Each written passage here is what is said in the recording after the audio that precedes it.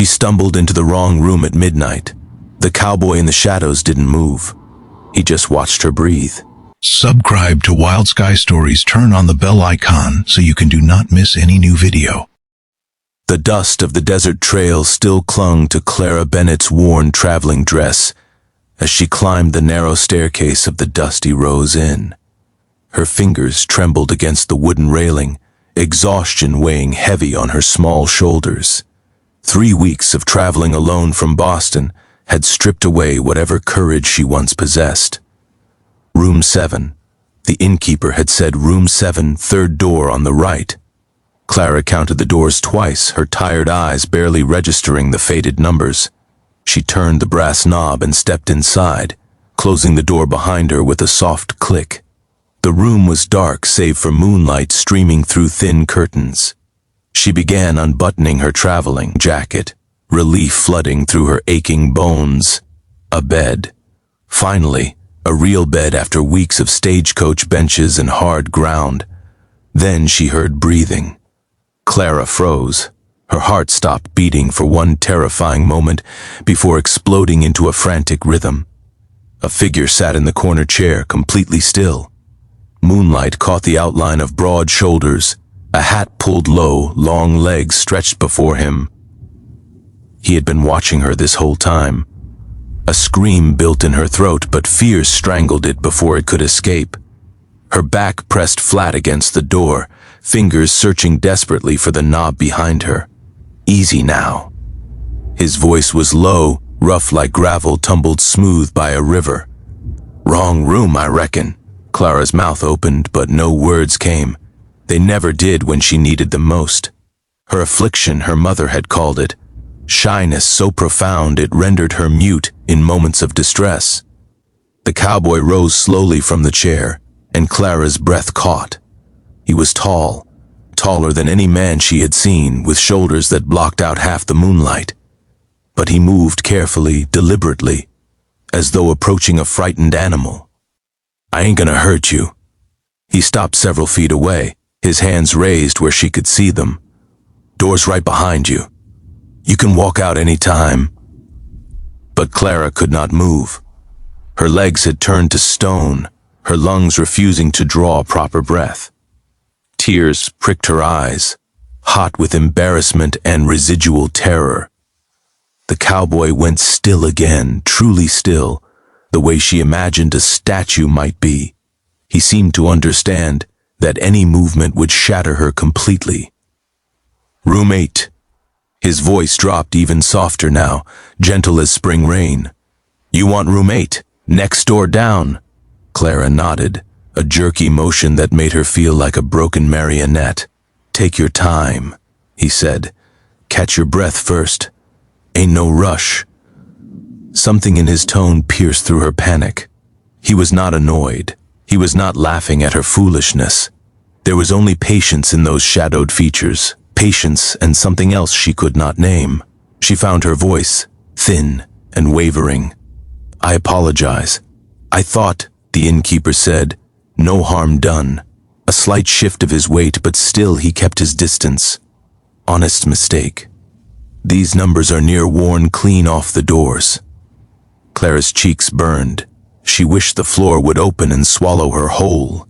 Of all the rooms in this inn, of all the men in this frontier territory, she had stumbled upon this one. I should go. She fumbled for the door handle. Miss. He stopped her with just that word. You traveling alone? She hesitated. Answering questions from strange men in the middle of the night violated every rule of propriety she had been taught, but something in his steady presence made her want to trust him. Yes. A heavy silence followed. She could feel his concern without seeing his face clearly.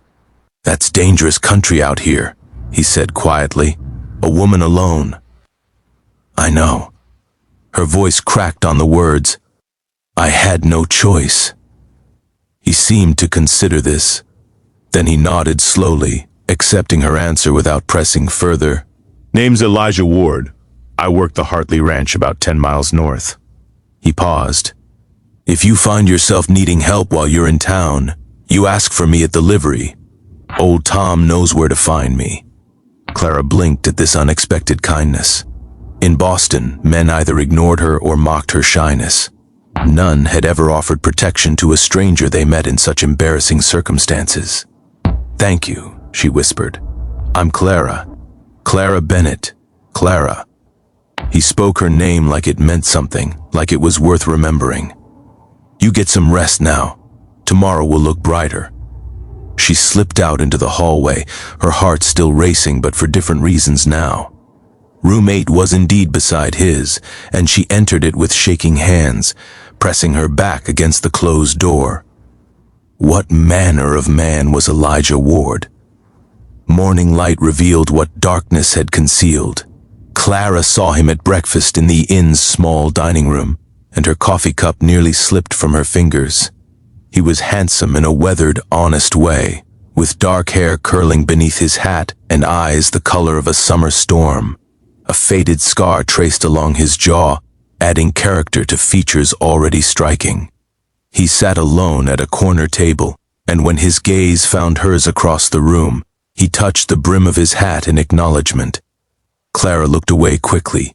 Heat flooding her cheeks, she forced herself to eat, though the biscuits tasted like sawdust in her dry mouth. She had come to this dusty frontier town for one reason only: to find her brother Samuel, who had disappeared 3 years ago after heading west to seek his fortune. Letters had stopped coming. Their mother had died not knowing what became of her only son. Now Clara was alone in the world, and finding Samuel had become her sole purpose. When she gathered courage to look again, Elijah's table was empty. Disappointment settled in her chest, though she told herself it was foolish. What did she expect? What did she even want? She spent the day asking questions around town. The general store owner had never heard of Samuel Bennett. The blacksmith shook his head. The preacher offered prayers but no information. By evening, discouragement had wrapped around Clara like a heavy blanket. She sat on the porch of the inn, watching the sun paint the desert in shades of orange and gold, and wondered if she had come all this way for nothing.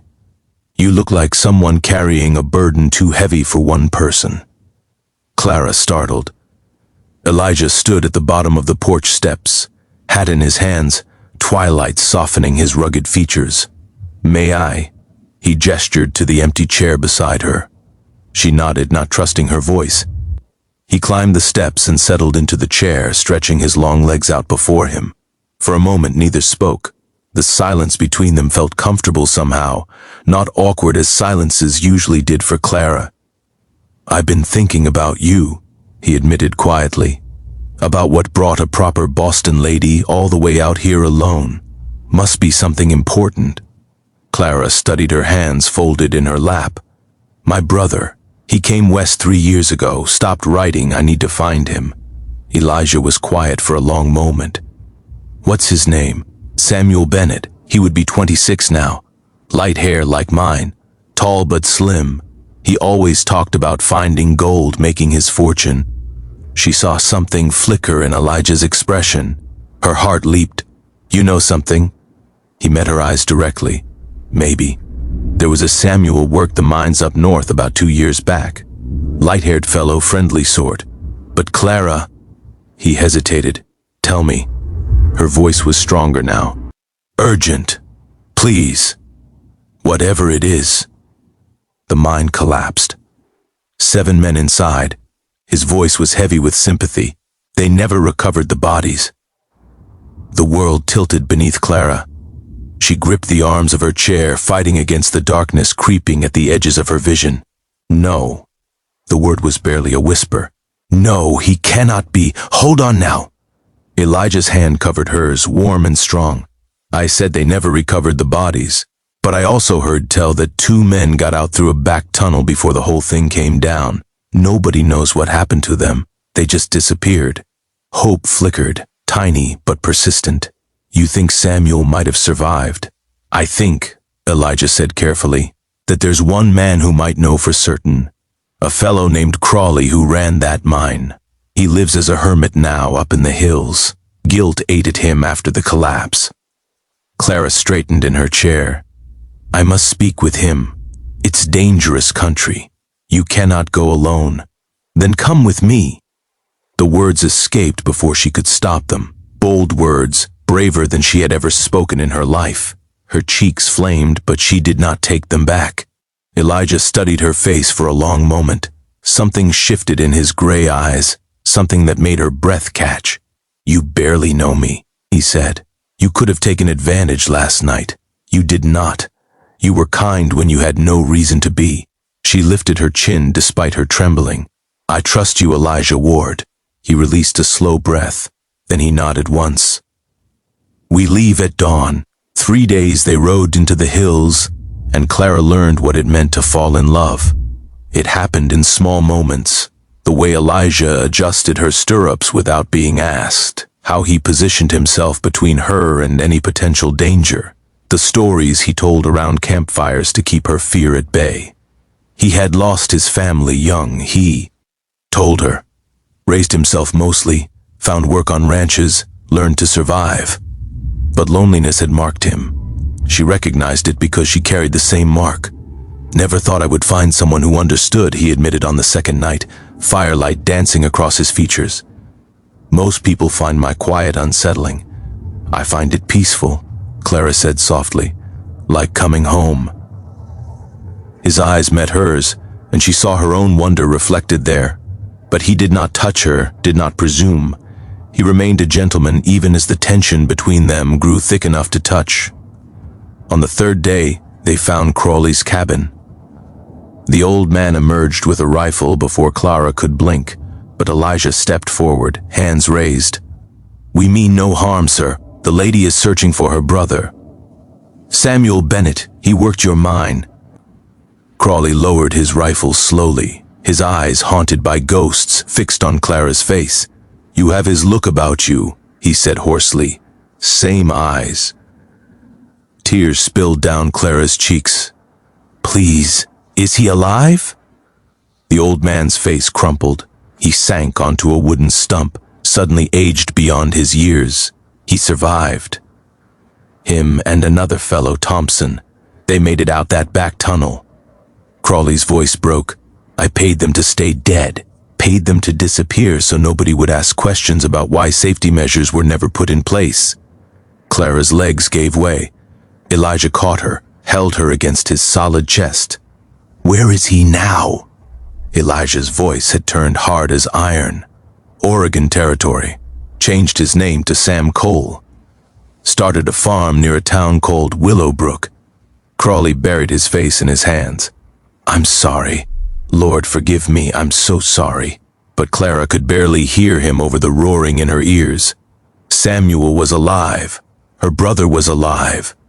She wept against Elijah's shirt, 3 years of grief and worry pouring out of her in great heaving sobs.